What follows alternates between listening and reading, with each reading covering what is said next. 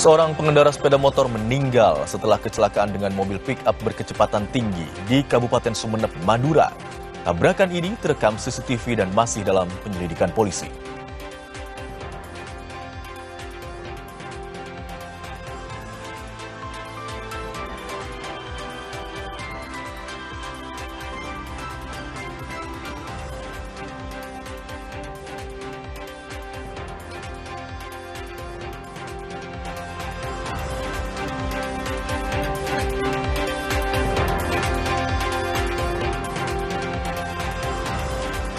Pemadaman listrik yang terjadi berulang kali dalam beberapa pekan terakhir membuat para pembudidaya ikan koi di kota Surabaya diliputi kekhawatiran. Listrik sangat vital untuk sirkulasi air yang menjaga pasokan oksigen bagi ikan.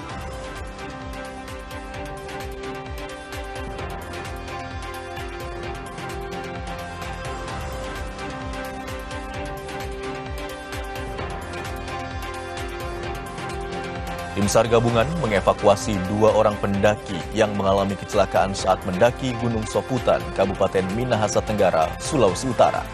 Kedua korban ditemukan dalam keadaan selamat dengan cedera pada bagian kepala dan tangan.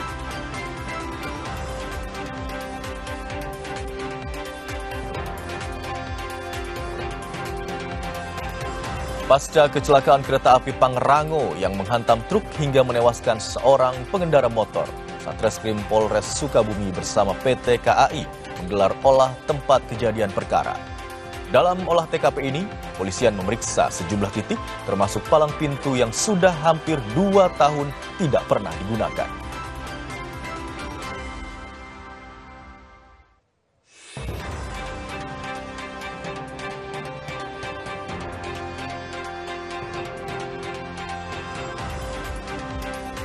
Sudin Perhubungan Jakarta Timur mendatangi kediaman pengemudi ojek online yang motornya diderek petugas Dishub.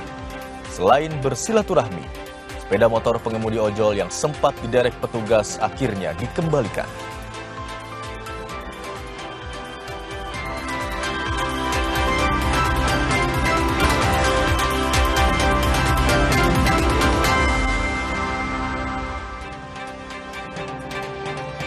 Halo, selamat siang saudara. Selain 5 sorotan utama tadi, kami juga masih mempunyai informasi mengenai revitalisasi halte Transjakarta Setiabudi Integritas di kawasan Rasuna Said tidak gunakan APBD, melainkan dari biaya naming right. Sorotan tersebut dan sejumlah informasi menarik lainnya akan kita jelang bersama saya, Imron Fadilah. Anda menyaksikan Kompas Siang di Kompas TV, independen, terpercaya.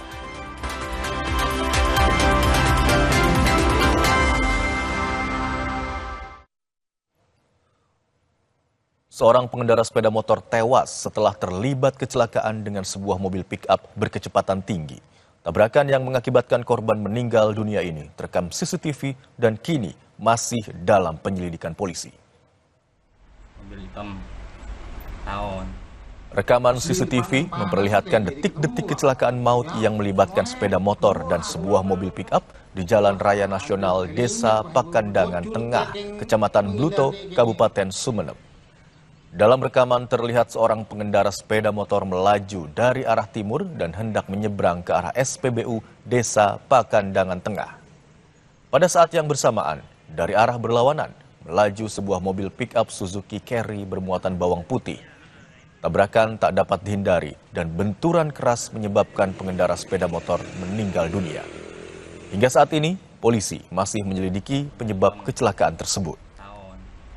Asli itu Pak nang panas teh jadi ketemu Pak. Ya, telah terjadi laka lantas di depan pom bensin Desa Pakandangan Tengah, Kecamatan Bluto, Kabupaten Sumeneb. Akibat kejadian tersebut, pengendara roda 2 meninggal dunia. Pemadaman listrik bergilir terjadi di sejumlah wilayah yang berdampak pada para penjual ikan hias. Keterbatasan pasokan listrik membuat sejumlah ikan mati karena sistem filtrasi tidak dapat berfungsi. Akibat pemadaman listrik bergilir, penjual ikan hias merugi. Selama listrik padam, gelembung dan filter air tidak beroperasi sehingga pasokan oksigen di dalam akuarium berkurang. Kondisi ini menyebabkan sejumlah ikan mati dan menurunkan kualitas ikan yang dijual. Para pedagang berharap pasokan listrik dapat kembali stabil agar kerugian tidak semakin bertambah.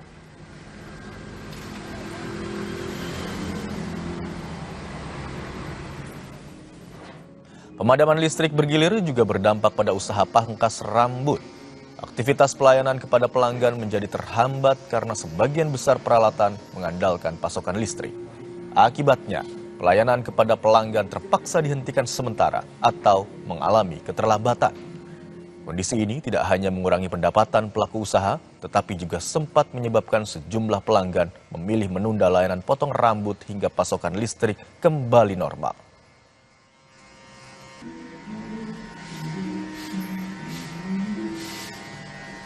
Untuk informasi terkini terkait pemadaman listrik bergilir di Bandung, kita akan bergabung dengan jurnalis Kompas TV Mita Handayani dan juru kamera Reza Pratama. Selamat siang Mita, bagaimana situasi terkini di sana? Apakah pemadaman listrik bergilir masih terus terjadi hingga saat ini? Ya, selamat siang Imron. Ini untuk pemadaman listrik di Kota Bandung sampai dengan saat ini masih dijadwalkan akan berlangsung di Kota Bandung. Ini kalau misalnya saat ini memang di daerah Imam Bonjol Kota Bandung ini tidak terjadi pemadaman, namun beberapa hari yang lalu ini sempat terjadi pemadaman di daerah Jalan Imam Bonjol Kota Bandung. Dan sekarang saya sedang berada di salah satu tempat usaha pangkas rambut. Di sini menurut informasi sempat terjadi terkendala pelayanan kepada para pelanggan karena padamnya listrik seperti itu Imron. Nah, untuk mengetahui lengkapnya kita akan berbincang dengan Kang Arul ya. Kang Arul, boleh diceritakan ini untuk pemadaman listrik di tempat pangkas rambut ini hari apa saja Kang? Kalau nggak salah Rabu Kamis atau Kamis Jumat gitu, lupa ya. Cuman itu berlaku 2 hari berturut-turut. 2 hari berturut-turut. Durasinya berapa lama, Kang? Kalau ditotalin mungkin sekitar 4 jam, dan itu untuk barber cukup merugikan teh. Minim juga sih informasi dari pihak PLN ya buat antisipasi operasional juga. Untuk ininya juga untuk kedepannya berharap gitu ya ke PLN biar ada informasi terlebih dahulu gitu ya. Soalnya kemarin juga ada momen di mana lagi nyukur terus tiba-tiba mati, kan nggak lucu juga ya, itu lagi nyukur belum beres terus mati, ya mau gak mau nunggu dulu teh baru cukur sebelah juga, paling gitu sih. Jadi pelanggan juga harus menunggu ya karena baru beres tengah. Iya betul, menunggu sekitar kurang lebih yang pertama tuh hampir 2-3 jam, yang kedua tuh 1 jaman lah, yang hari keduanya tuh. Jadi kalau misalnya ini tidak ada informasi sebelumnya seperti itu Kang? Iya tidak ada, kita nggak dapat informasi apa-apa dari sosial media atau berita pun nggak ada teh, kita nggak ada informasi sama sekali. Nah tadi kan Kang Arul sempat mengatakan ini cukup merugikan ya secara finansial. Biasanya kalau dalam waktu 1 jam berapa banyak ini pelanggan yang datang atau selesai? Kita kan di sini agak cukup banyak ya yang nyukur, lebih dari 1 orang, mungkin kalau di total dalam waktu 3 jam dengan kondisi yang nyukur 3 orang itu bisa 6 sampai 7 kepala gitu. Dalam 1 jam kehilangan 6 sampai 7 pelanggan seperti itu ya. Nah, Kang, kalau ini kan sudah 2 hari nih dan kedepannya belum tahu akan kapan berakhirnya pemadaman bergilir ini. Antisipasinya apakah ada yang dilakukan, Kang? Misalnya beli genset atau seperti apa? Enggak juga sih, paling ya berharap dapat informasi dulu sih sebenarnya. Yang penting ada informasi dulu, soalnya mengganggu operasional banget ya kalau lagi nyukur tiba-tiba mati tuh, mengganggu banget sumpah. Baik, terima kasih Kang Arul untuk informasi yang sudah diberikan kepada kami, yaitu tadi Imron perbincangan kami dengan salah satu pelaku usaha pangkas rambut yang ada di Kota Bandung. Dan untuk hari ini memang untuk pemadaman bergilir masih akan berlanjut dan kurang lebih nanti akan ada daerah Buah Batu sampai dengan Ujung Berung yang dijadwalkan akan mendapatkan pemadaman bergilir hari ini. Imron. Baik, pemadaman listrik bergilir dikeluhkan masyarakat di Kota Bandung dan juga tentu saja berpengaruh dan juga berdampak pada usaha yang dimiliki masyarakat, termasuk pangkas rambut yang baru saja diwawancarai oleh Mita Handayani, jurnalis Kompas TV, dan juru kamera Reza Pratama dari Kota Bandung, Jawa Barat. Informasi selanjutnya, Saudara, pemadaman listrik bergilir yang dilakukan PLN di sejumlah kota menuai beragam tanggapan dari masyarakat. Meski menimbulkan pro dan kontra, Sebagian besar warga mengaku dapat memahami kebijakan tersebut selama pemadaman listrik tidak berlangsung terlalu lama. Saya itu juga merasa keberatan ya, karena apa? Untuk pemadaman kalau hanya 1 jam 2 jam tidak apa-apa, siang jangan sampai malam, karena kalau malam juga tidak ada kipas panas, jadi kurang nyaman lah begitu. Kalau listrik mati itu kan dampaknya kan ke air, mau masak nggak bisa, hawanya kan panas-panasnya, kipas angin mati, jadi ya susah. Repot Bu ya? Repot sekali, nggih. Nggak sampai berapa jam kemudian. Dari jam 2 lewat 20 menit sampai jam 5, 15 menit. Berarti Mana gitu ya, sering mati listrik gitu. Jadi maksudnya takut gitu, masih lama karena air gimana.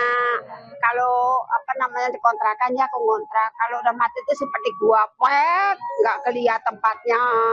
Jadi Pemadaman listrik yang terjadi berulang kali dalam beberapa pekan terakhir membuat para pembudidaya ikan koi di kota Surabaya diliputi kekhawatiran. Ketersediaan listrik menjadi kebutuhan vital budidaya koi karena berfungsi menggerakkan sistem aerasi dan sirkulasi air yang menjaga pasokan oksigen bagi ikan. Kecemasan antara lain dirasakan pembudidaya ikan koi di Kecamatan Lakar Santri, terlebih saat pemadaman listrik dilakukan dalam durasi yang cukup lama. Jika listrik padam lebih dari 3 jam, kualitas air dalam kolam dapat menurun dan membahayakan kelangsungan hidup ikan. Saat listrik padam, ikan pun tidak boleh diberi pakan, sebab sisa makanan dan kotoran ikan dapat menghasilkan amonia yang menurunkan kadar oksigen terlarut, serta memperburuk kondisi air. Untuk menjaga kelangsungan hidup ikan, aerator dengan baterai digunakan sebagai sumber oksigen cadangan. Para pembudidaya berharap pasokan listrik dapat kembali stabil. Tinggi efeknya. Namanya tinggi. Karena dia sangat pengaruh dengan oksigen yang ada di air. Dan itu pun bisanya pakai aerator atau pompa. Kalau nggak ada itu, nggak ada sirkulasi, ikannya pasti kekurangan oksigen dan bisa mati. Bertahan berapa jam Mas tanpa oksigen? Apa kalau listrik padam Mas? Koi ini Mas? Maksimal di bawah 2 jam. 2 jam. Oke. Harapannya apa sih Mas? Kalau memang ada pemadaman, seenggaknya dikasih tahu kapan dan berapa lama orang bisa antisipasi. Kalau harapan yang paling utama ya nggak ada lah kayak